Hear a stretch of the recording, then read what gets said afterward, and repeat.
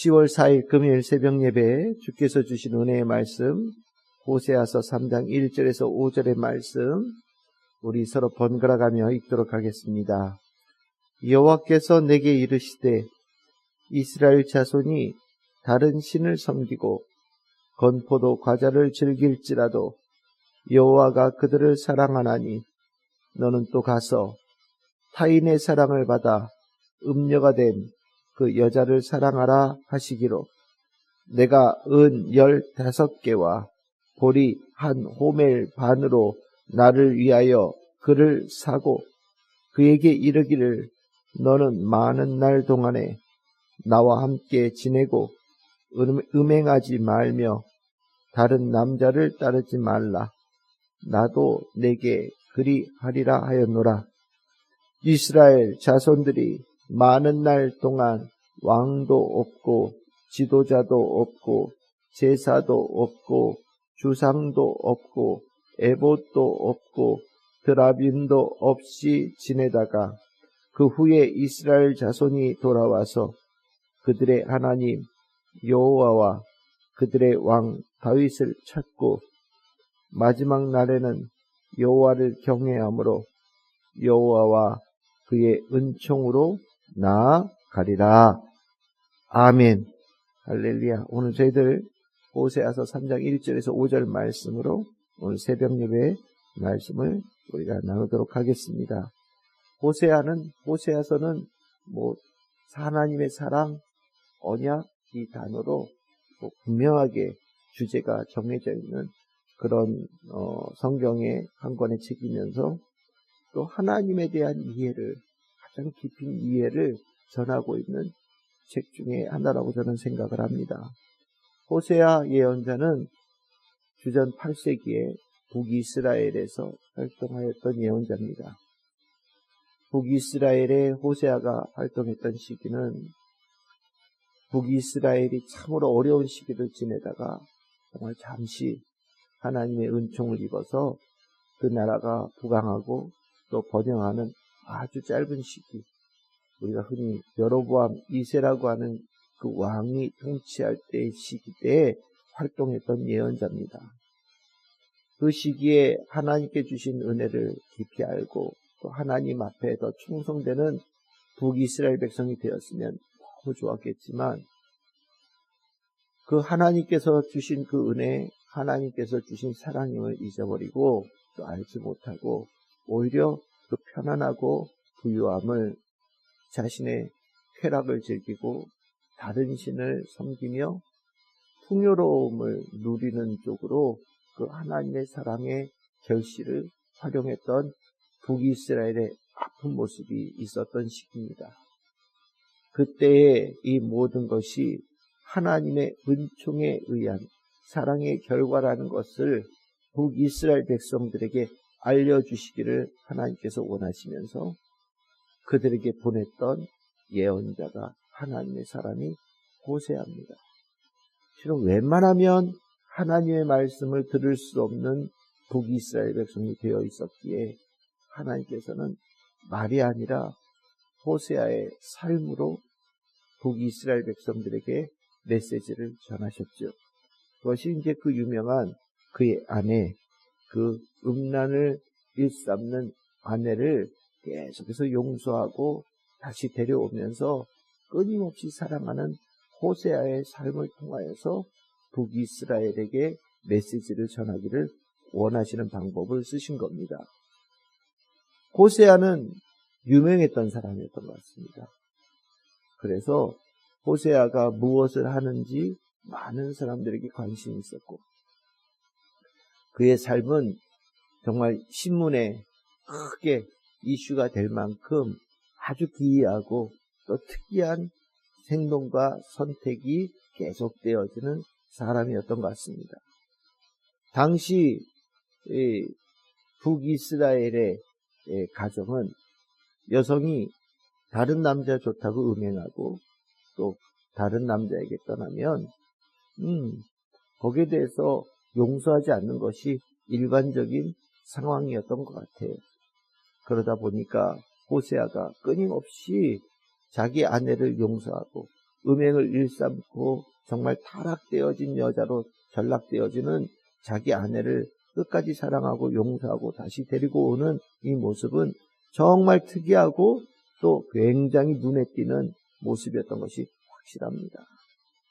하나님은 그런 과정을 통하여서 북이스라엘 백성들의 이목을 끄셨고, 그리고 나서 그 안에 있는 하나님의 사람 호세아의 삶의 과정을 통하여서 증거하기를 원하시는 하나님의 사랑하심을, 하나님이 어떤 분이신지를 증거하는 통로로 삼으신 거죠.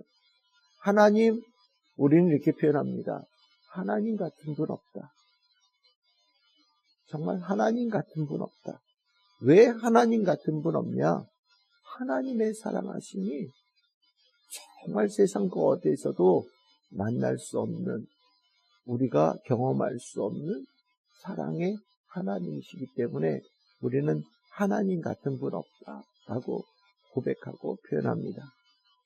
그 하나님의 사랑하심은 우리가 살 수 있는 힘이 되어지고, 또 그 하나님의 사랑은 우리가 누릴 수 있는 축복이 되어지고, 또 그 하나님의 사랑은 우리가 잘못된 것으로부터 용서받고 회복할 수 있는 길이 되어집니다.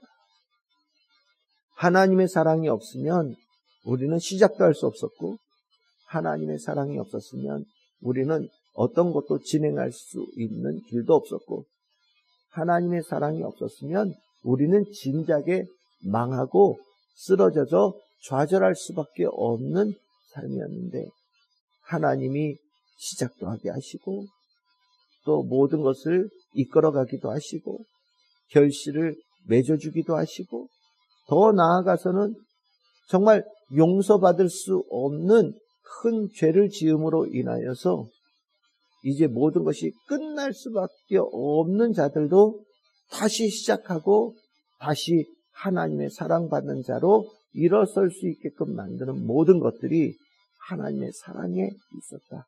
그래서 우리는 하나님 같은 분 없다라고 표현합니다. 하나님 같은 분 없다라는 것을 정말 처음부터 잘 알고 하나님의 사랑을 심령 깊은 곳에 모시고 하나님 찬양하고 살아가는 것, 정말 큰 축복이에요. 우리가 제일 먼저의 삶의 목표는 하나님 사랑하심 잊어버리지 않고 하나님께서 날 사랑하심을 심령 깊은 곳에 새기고 하나님 찬양하며 매일매일 그 사랑 안에 살아가는 겁니다. 이것이 가장 복 있는 삶의 모습이에요. 그런데 우리가 참으로 미련하고 또 때에 따라서는 어리석어서 해야 될 사랑, 받아야 될 사랑, 심령에 품어야 될 사랑을 소중하게 여기지 못하고 꼭 하나님 사랑 말고 다른 것을 사랑하고 다른 것의 사랑을 구하며 살아가는 일들이 허다하게 일어나잖아요. 그때 하나님의 사랑은 더욱 빛나서 우리가 다시 하나님께로 돌아오고 하나님을 사랑할 수 있도록, 하나님의 사랑을 깨달을 수 있도록 만드시는 모든 것들을 하나님께서 하신다라는 것, 그것이 더 깊은 차원의 하나님의 사랑이고, 정말 이 사랑을 깨닫는 것은 우리에게 주어진 가장 마지막 기회이고 또 우리에게 주어진 가장 큰 축복 중에 하나다라고 생각할 수 있겠습니다. 오늘 5절에 보시면 그 후에 정말 하나님을 상실하고 하나님으로부터 멀리 떠나서 하나님 사랑 없이 살아가는 긴 세월의 고통의 시간을 보낸 후에 결국 모든 사람들, 하나님의 백성들은 하나님의 사랑하심이 얼마나 귀한지 깨닫게 될 거다. 그러면 하나님께로 돌아오고 세상을 향하던 하나님의 사랑을 접고 하나님께로 그 사랑을 돌리는 일이 일어나고, 하나님을 열심히 찾고, 이 찾는다라는 것은 하나님 얼굴 보기를 구한다라는 것. 하나님 만나기를 원합니다. 내겐 하나님 더 필요합니다. 하나님 어디 계십니까? 제가 하나님과 함께 있기를 원합니다. 라고 하나님을 간절히 부르짖고, 그리고 결국에 마지막에는 여호와를 경외하는 자, 하나님의 깊은 사랑을 찬양하고 하나님의 그 사랑하심에 살아가기를 결단하며 하나님 앞에 가장 겸손한 자로 하나님께서 베푸시는 사랑을 하나도 놓치지 않고 하나도 버리지 않겠다라는 마음으로 살아가는 백성으로 회복될 것이라고 오늘 하나님께서는 호세아 예언자를 통하여 말씀하고 있습니다. 그것이 복 있는 삶이다. 그것이 은총으로 나아가는 삶이다. 그것이 하나님께서 하나님의 백성에게 베푸시는 가장 마지막의 기회이다라고 호세아를 통해서 전해주고 계시는 거죠. 이 하나님의 사랑은 1절에서부터 4절까지 보시면 이런 하나님의 사랑은 어떤 사랑이냐? 용서할 수 없는 것이 없는 사랑이다 라고 말씀하고 있어요. 다른 것을 사랑하고 다른 자를 따라가는 일이 있어도 다른 신을 섬기고 건포도 과자, 다른 신을 섬기는 자리에서 주는 그 쾌락을 즐기는 것으로 나아갔을지라도 하나님께서는 그것도 용서하시는 분이시다. 하나님께로 나오기만 한다면 하나님은 그것도 용서하시는 분이시다 라고 전하고 있고, 두 번째 하나님의 사랑은 2절에 나오죠. 은 15개와 보리 한 호멜 반으로 나를 위하여 그걸 샀다. 이 고멜이 얼마나 정말 비참한 인생이 되느냐. 종이 돼버렸어요. 호세아라는 하나님의 사람의 아내라는 고귀한 신분의 여성으로부터 정말 음란한 것을 사랑하면서 어딘가에 가서 종으로 팔린 거예요.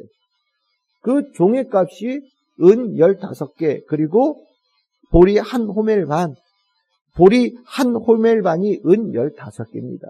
그래서 합하여서 은 30, 은 30의 몸값을 치는 여종이 되어져 있는 그 사람도 하나님께서는 그 모든 죄값을 다 대속하시고 용서하십니다. 내가 그를 사랑하기 위하여서 돌아오기만 한다면 모든 죄값을 다 치르면서까지 품으시는 하나님의 사랑이다 라고 전하고 있습니다. 그리고 3절에 보시면 나는 한결같이 너를 향한 사랑이 변치 않는다. 그러니 나에게 돌아오거라. 변함없는 사랑으로 언제 그랬냐는 듯이, 아무 일 없었던 듯이, 마치 어제까지 정말 깊은 사랑이 있었던 것처럼 내가 오늘 다시 너를 따뜻하게 품고 앞으로 변치 않는 사랑으로 너희들이 대할 것이다 라고 하나님께서 하나님의 사랑하심을 전하는 거거든요. 이렇게 사랑하는 분이 어디 있습니까? 하나님께서는 우리가 그 하나님의 사랑을 잘 알고 하나님 안에 들어와서 하나님의 사랑받는 축복된 자녀로 우리를 만들기를 원하시고 살아가기를 원하시고 또 그렇게 회복하기를 원하십니다. 오늘 우리가 이 말씀을 통하여서 하나님 사랑하심을 내가 얼마나 깊이 알고 있는가 돌아보는 시간이 되기를 바랍니다. 나의 시작, 나의 삶, 아까 기도하였듯이 나의 생업, 나의 기업, 나의 가정, 내가 살아가는 모든 이 좋은 교회, 또 하나님께서 허락하신 믿음의 형제들, 사랑하심의 은혜지요. 사랑하심으로 보면 귀하지 않은 것이 없어요. 근데 하나님의 사랑하심을 잊어버리면 그 귀한 것이 때로는 하찮게 보이기도 하고 그것이 오히려 내 삶의 짐처럼 느껴지는 경우들도 허다합니다. 하나님의 사랑을 알면 살아가는 색깔이 바뀌어요. 하나님의 사랑을 알면 나를 바라보는 시각이 바뀝니다. 하나님의 사랑을 알면 세상을 보는 눈과 나와 함께하는 모든 사람들을 향한 시각이 바뀌어요. 사랑이 그렇게 중요한 겁니다.